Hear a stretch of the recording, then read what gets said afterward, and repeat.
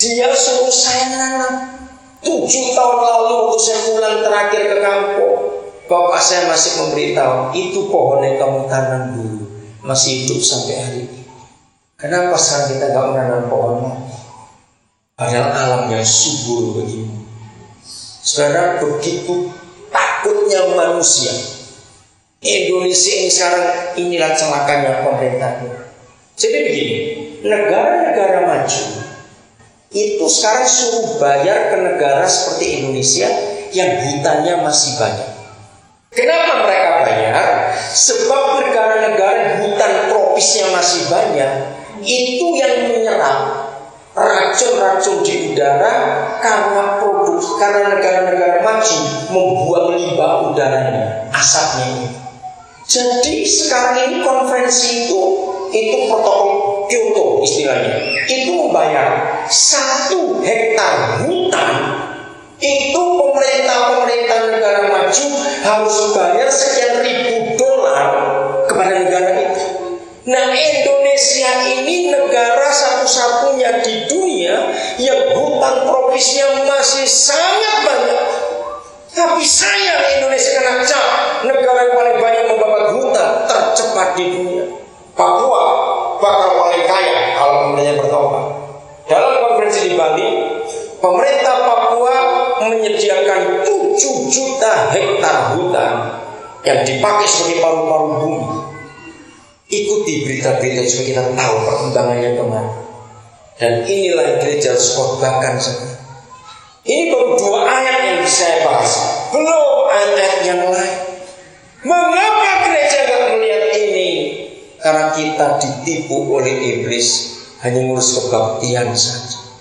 Anak-anak Tuhan, mulai hari ini pikirkan baik. Saya baca terus ayat yang ke-6.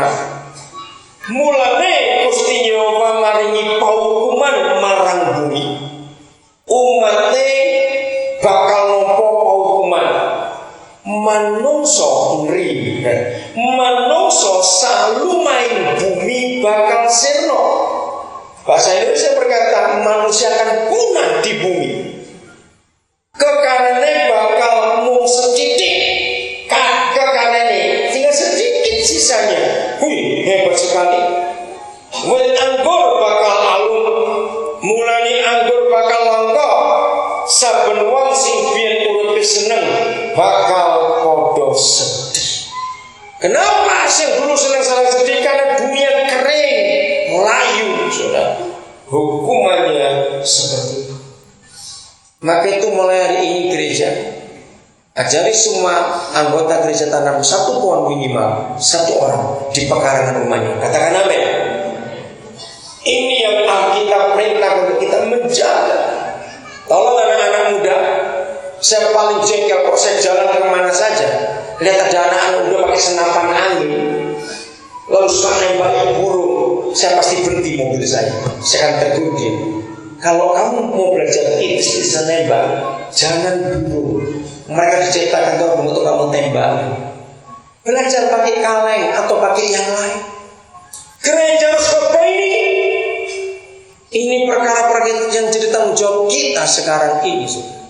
Di kota-kota besar, di rumah-rumah orang kaya yang kalau kencing pakai WC kloset itu yang airnya banyak, saya ajari.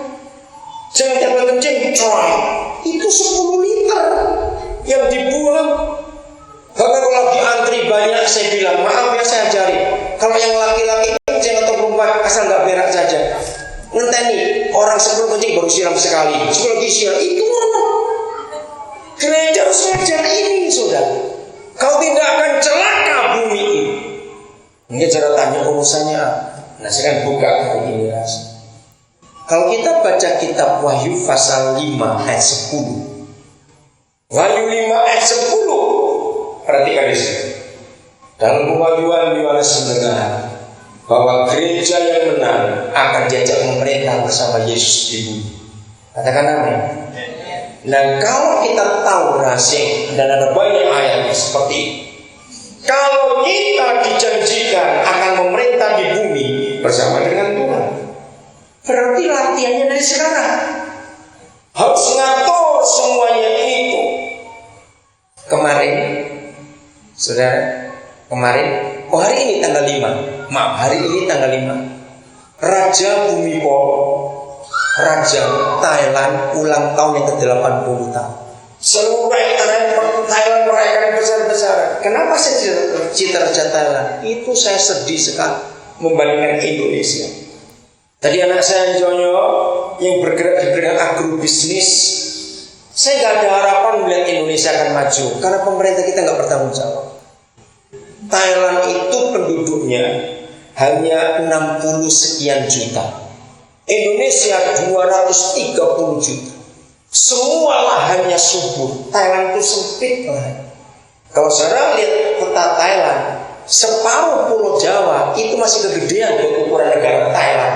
Kecil negara itu.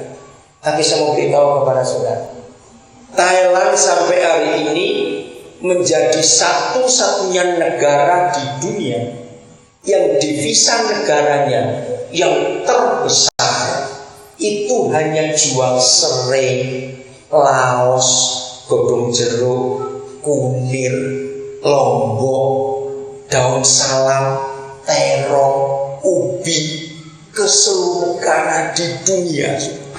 Setiap hari dari lapangan terbang Bangkok namanya Suwarna Bumi, setiap hari lebih dari 80 pesawat yang gede itu keluar lapangan terbang Bangkok ke seluruh dunia.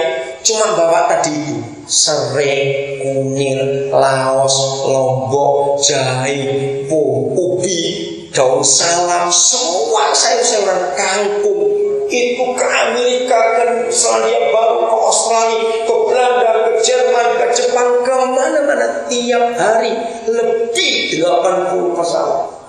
Nggak muat orang pesawatnya, muat sayur-sayur itu. Jadi itu saya keliling ke banyak negara, lihat semua itu Thailand. Mereka import nangka, sukun, sirsak, apalagi manggis, rambutan, durian. Thailand itu ada di seluruh dunia. Dan itu segar, kan dibawa pakai pesawat tiap hari, saudara. Apa nggak greget melihat Indonesia ini? Negara sebesar ini, kaya begini, tanahnya subur, kok kalah sama Thailand? Mengapa? Nah, ini penyebabnya.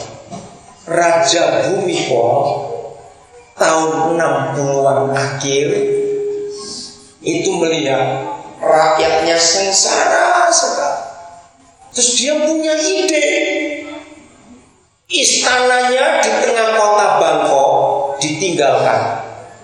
Dia pindah ke istana lebih kecil di pinggir kota Bangkok. Lalu untuk apa istana dikosongi? Dia buka untuk turis. Satu turis waktu itu bayar $1 untuk masuk. Tapi raja ini tidak ambil uang itu. Lalu untuk apa uang hasil turis masuk ke istananya raja ini? Dia panggil orang-orang ahli dari Eropa dan Amerika, ahli pertanian. Dikumpulkan oleh Raja Bhumipol, digaji pakai uang yang dia dapat dari istananya yang dibuka untuk turis. Disuruh apa ahli-ahli pertanian ini? Raja minta ciptakan bibit unggul. Kalau nanti sudah berhasil, aku bagi kepada rakyatku supaya mereka nanam semuanya itu.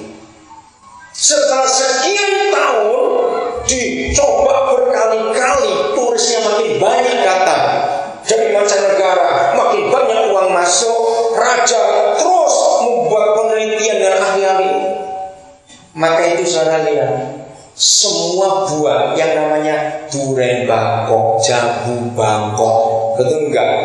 Belimbing Bangkok, semua berbau Bangkok. Kenapa? Pasti hebat-hebat. Karena Raja Bhumipol yang punya ide. Bayangkan Indonesia ketinggalan seperti ini.